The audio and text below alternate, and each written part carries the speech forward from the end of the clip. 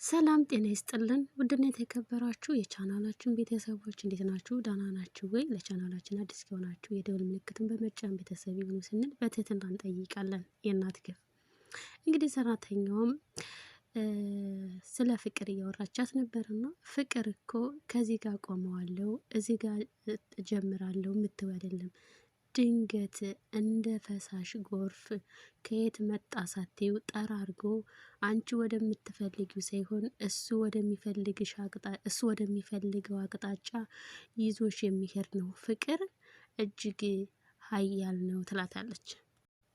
እሷም እንግዲህ እሺ ባክሽ ፍቅር ደግሞ እንደ ድንገተኛ ጎርፍ ጠራርጎ እንደሚወስድ የታወቅሽ የተስተማርሽ ባክሽን ብላ በመገረም ትጠይቃታለች። እሷም እንዴ እኔ እኮ አላየሽውም እንዴ ፊልሙን የሆነ ታይታኒክ የሚባል ፊልም ላይ ነው ያየሁትና መርከቧን ወደሚፈልገው አቅጣጫ ወደዚህ ወደዛም ብላ እንግዲህ ታሪኩን ትቀጥልላትና ከዛ በመርከቡ እንግዲህ የሚጓዙት አንድ ሀብታምና አንድ ድሃ ያላቸው የፍቅር ሁኔታ ላይ የሚያጠነጥን ነው ትላታለች። በቃ ይህን ያልከነገርኩሽ አንቺ ደግሞ ፊልሙን በሙሉ አይተሽ ትረጃዋለች ትላታለች። እሷም እንግዲህ ኧረ እባክሽ የማንን ልብ አጓጉተሽ ትቀሪያለሽ እና እንደ ጀመርሻት ትጨርሻታለሽ ብላ ታሪኩን እንድትጨርስላት ትጠይቃታለች።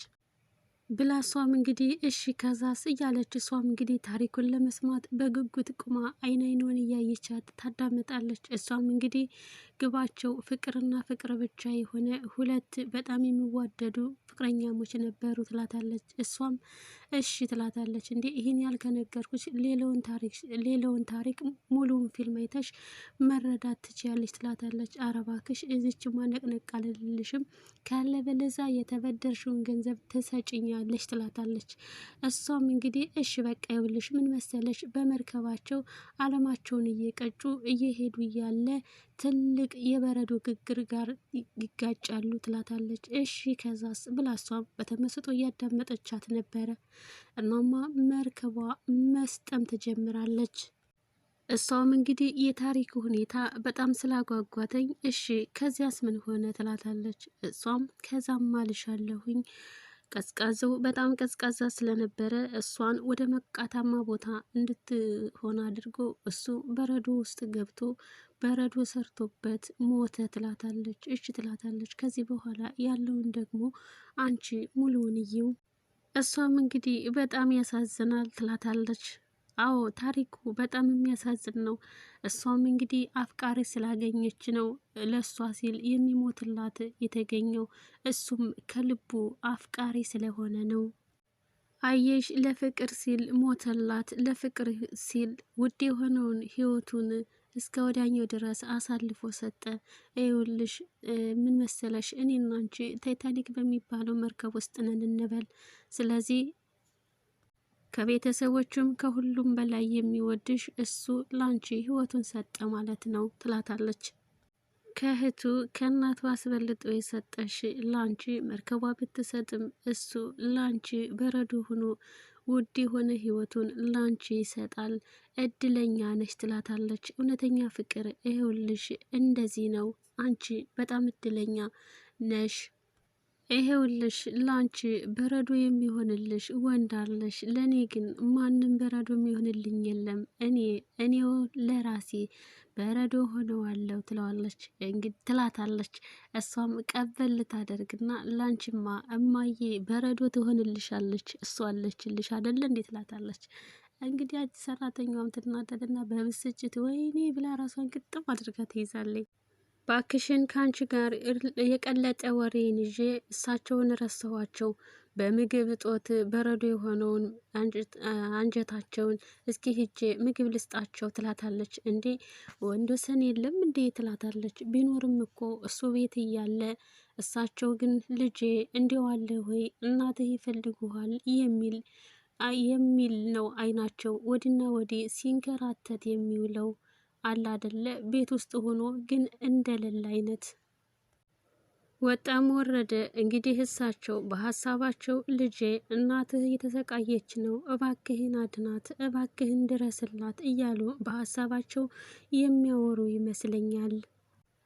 እናትም እንግዲህ ሶፋ ላይ ቁጭ ብለው በትካዜ እያሉ ልጅ በሩን ከፍቶ ይመጣና እንዴ የወዲት የለችም እንዴ እንዲው ተቀመጪ በጸራራ ፀሐይ ወጥተሽ አትሄጂ ብላተኝ አትሰማም። አሁን በዚህ ፀሐይ ለምን ወጥታ ሄደች ይላታል። እናትም እሷ መቼ ተቀምጣ ታውቃለችና ነው ትለዋለች። እሱም እንግዲህ ስራዋን ስለማያውቅ እሷ እኮ በጣም ምስኪን ናተኝ ማረፍ ነበረባት፣ ነፍሰ ጡርም አይደለች እንዴ? በዛ ላይ ደግሞ ይመስለኛል የሆነ በጎ አድራጎት ድርጅት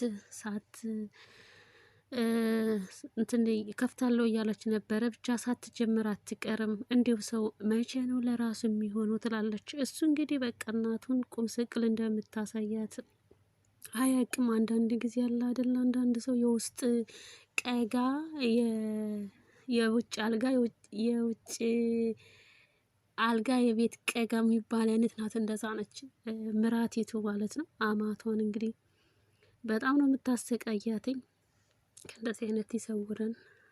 እናትም እንግዲህ የውስጣቸውን በውስጣቸው ይዘው እውነት ግን እርግጠኛ ነህ በጎ አድራጎት ድርጅት ነው የምትሰራው እየሰራች ያለችው እሷ ትለዋለች። እሱም አሁን ማየ የወዲት እኮ አንዳንድ ጊዜ እንደዚህ በምትናገረው ነው እንጂ ውስጧ እኮ በጣም ንጹህ ነው ይላታል ለእናቱ ማለት። እናትም እንግዲህ አዋቃታለሁ ትላለች። እና አንዳንድ ጊዜ ምን አለ መሰላችሁ አንዳንድ ሰው በቃ ውስጡን ይናገርና አይ እኔ እንኳን አፌ ብቻ ነው እንጂ ውስጤ ንጹህ ነኝ የሚባል ነገር ነው። እና ግን በዚህ አባባል እናቱን በጣም ጎርታቸዋለች። በጣም አንዳንድ ጊዜ የሆነ ብቻ ዱላ ይሻላል በቃ የቃላት ከቃላት ውርወራ።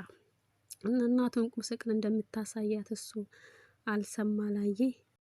እሱም እንግዲህ መልሶ መላልሶ በመገረም ሰው እስከ መቼ ድረስ ለሰው ይኖራል? ለምን እስከ መቼ ነው እንዲህ የምትኖረው? እባክሽን እማዬ አንቺን ትሰማሻለች፣ ለሰው ትጨነቃለች፣ ለአንቺ በጣም ትጨነቃለች።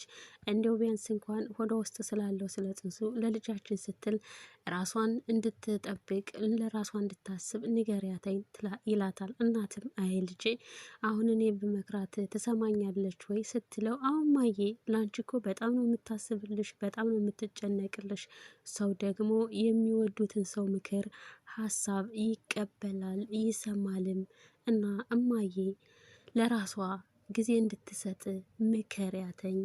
እሱም እንግዲህ ስለምትወድሽ ስለምትጨነቅልሽ ይላታል። እናትም አይ ልጄ ይኸውልህ እኔ የምላት ነገር ምን መሰለ፣ ስለ ባለፈው ነገር ለልጃችሁ ግፍ እንዳይሆንበት ንስሐ እንድትገባ ነገር ስትለው እሱም በደቂቃ በቅጽበት ፊቱ ቅይር ይልና ወይም ማየ ይህ እኮ ቂም መያዝ በአንቺ አያምርብሽም፣ በባለፈው ስህተት ይቅርታ አላደረግሽላትም ወይ ብሎ በጣም ይበሳጫል። ፊቱ ራሱ ቅይር አለ።